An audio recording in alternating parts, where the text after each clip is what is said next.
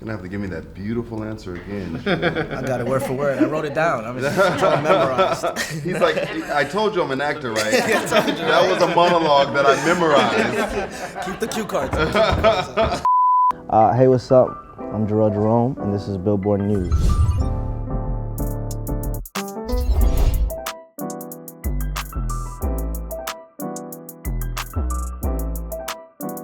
It's Tetris with Billboard News, and I'm hanging out with Jharrel Jerome, a busy man. How's it going? I'm good, man. Thank you for having me. Feels like I'm back where I started. Watching Full House while we living in half an apartment. Everybody said I only have one shot. Ain't no reloading, it's fear and loathing. Damn, what you doing? Slow down. You gon' turn me into something that I'm not.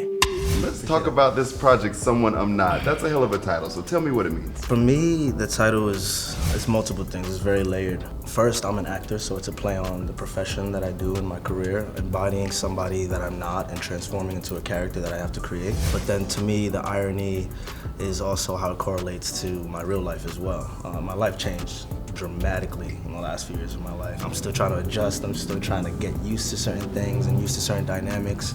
When I step out in the street, somebody might, I might be dressed like this, all decked out, and somebody might be like, yo, that's that guy from that movie. Oh, let's take a picture, let's do that. But really, maybe I just got in an argument with my mother or something. So I'm not all the way ready to be that figure for somebody. And so here he is viewing me, or here she is viewing me as someone I'm not. And that's got to be obviously a complicated life to live for people approaching you, because you've had such a crazy career. And we will talk about a lot of that stuff. For sure. But I want to get back to the project. So it's broken into 4 packs. Mm-hmm. So you're giving yourself a lot of work to do.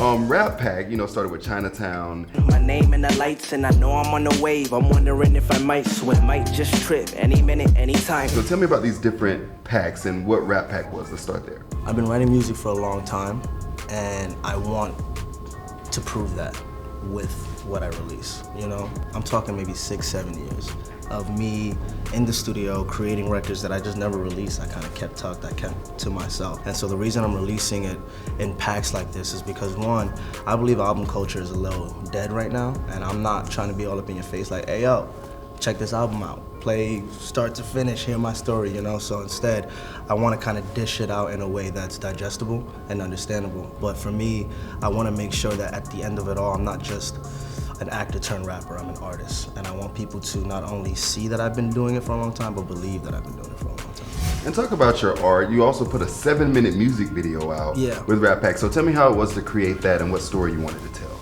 It was amazing. I was shooting a project last year, and I kind of had this panic attack where I was like, man, I love what I'm doing as an actor, and I love the work that I get to put out, but I really want to chase this music, and I really want to find the right time to let it out. That panic attack, when you have a panic attack and you turn, you take it and you turn it into focus mode. I need to learn how to do that. I turned it into focus mode, and I came up with this idea of putting together a short film that came with the music, and I think it was a clever way of me making sure that people always remember that I'm here for both worlds. I love music just as much as I love acting. I love acting just as much as I love music. I'm not leaving anything behind. Who's somebody you feel like has inspired you the most musically when it comes to creating? I had a young mom and she raised me in the Bronx. Naturally, what came with the territory was Big Pun, was Slick Rick, was Tribe, Lauryn Hill, Nas, Jay-Z. Then I got to high school, and that's when, Drake is coming out. That's when Kendrick's coming out. Cole, Joey Badass, A$AP Rocky, Mac Miller, Big Crit, all these artists from all these different regions of the country. So I started being like, there's more than New York rap. When you're a New Yorker, you swear New York rap is the only thing. It's the only thing that exists. It's the only thing. It took me 4 years to get onto Travis Scott, and I love Travis Scott now.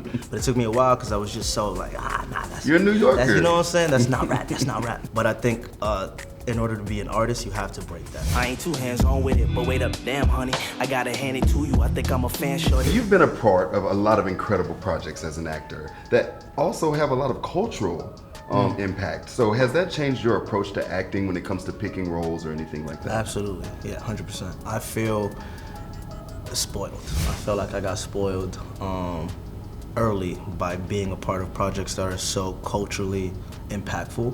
I think when you receive a chance like that, you don't want to go back.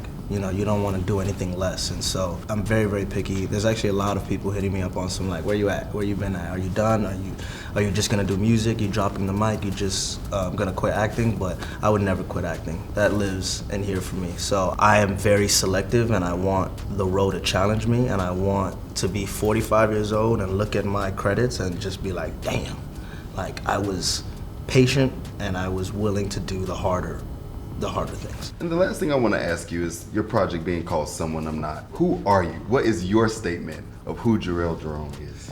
If I'm gonna be completely honest with myself, who I am is someone who is figuring it out always, and I don't want to stop figuring it out. I do not want there to be a day where I'm like, all right, this is exactly who I am. But right now, I am a smooth talking, good acting Dominican boy from the Bronx. There we go. And we're all figuring it out, man. Yeah, Every day exactly. we are. Thanks for hanging out. Yeah, of course, man. Thank you for this. This was great, bro. Thanks so much.